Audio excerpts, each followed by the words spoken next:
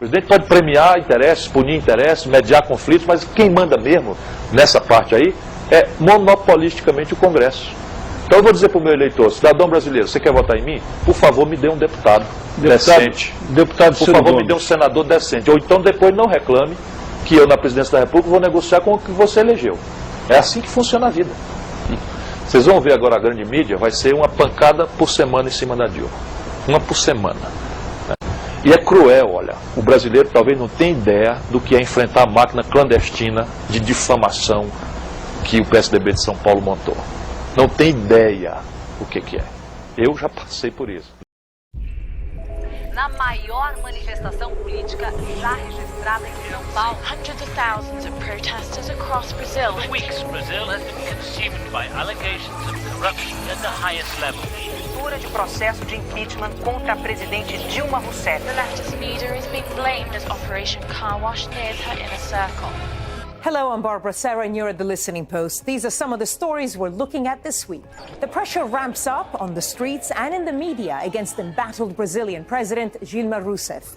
In South Africa, a complex relationship between the Zuma government and news outlets in the country.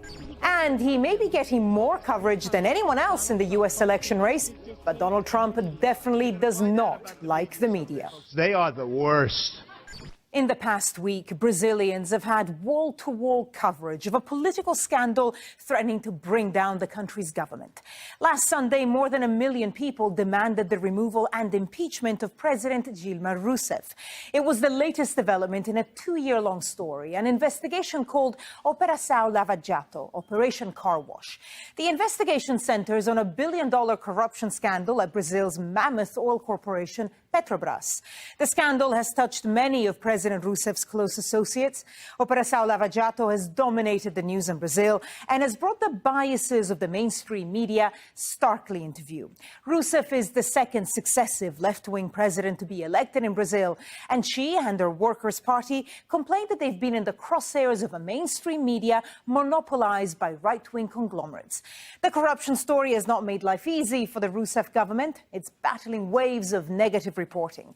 However, for many watching the news, well, there is a suspicion that the coverage has just as much to do with pushing the political divide as it has to do with the corruption scandal. The Listening Post's Marcela Pizarro now on the role the media is playing in Brazil's political crisis.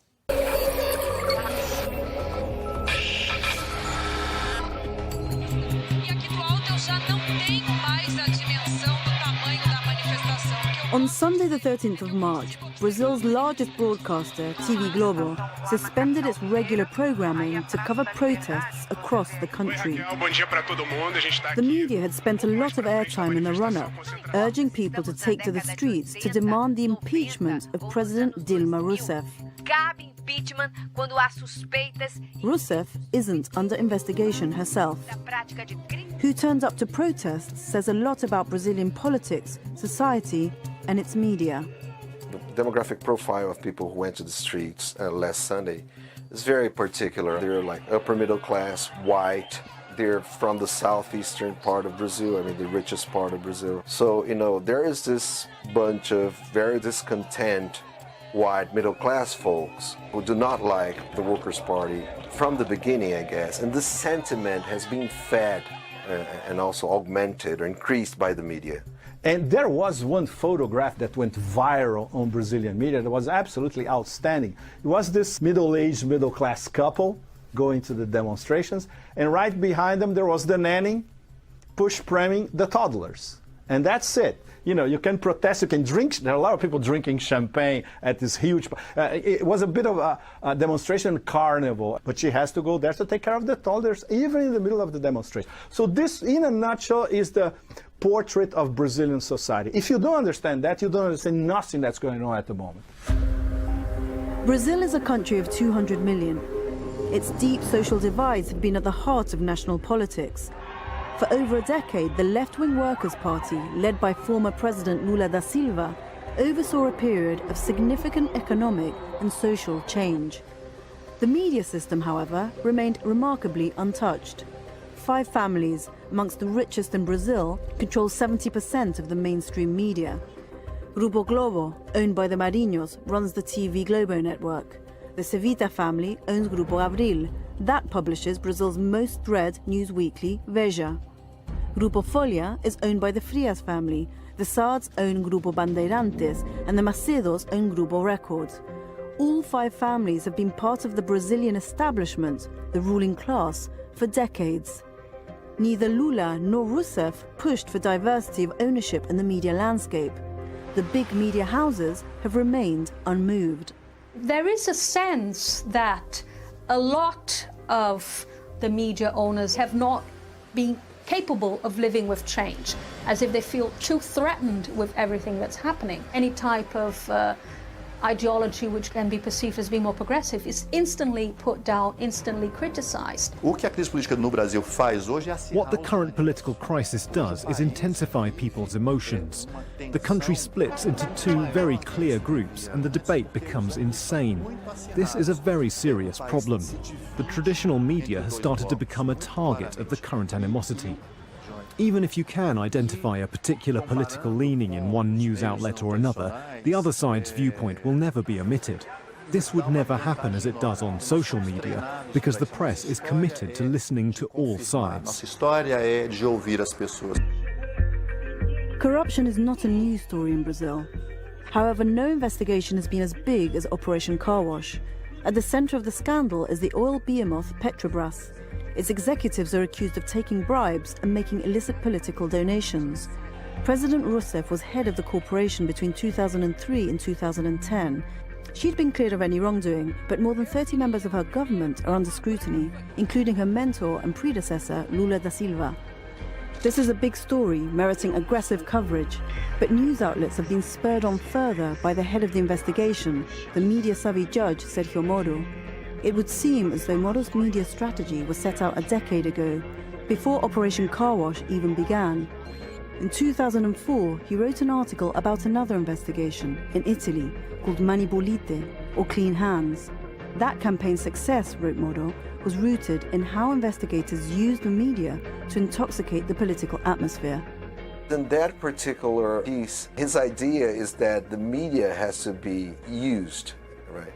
Or has to work together with the judiciary against the government to discredit the government.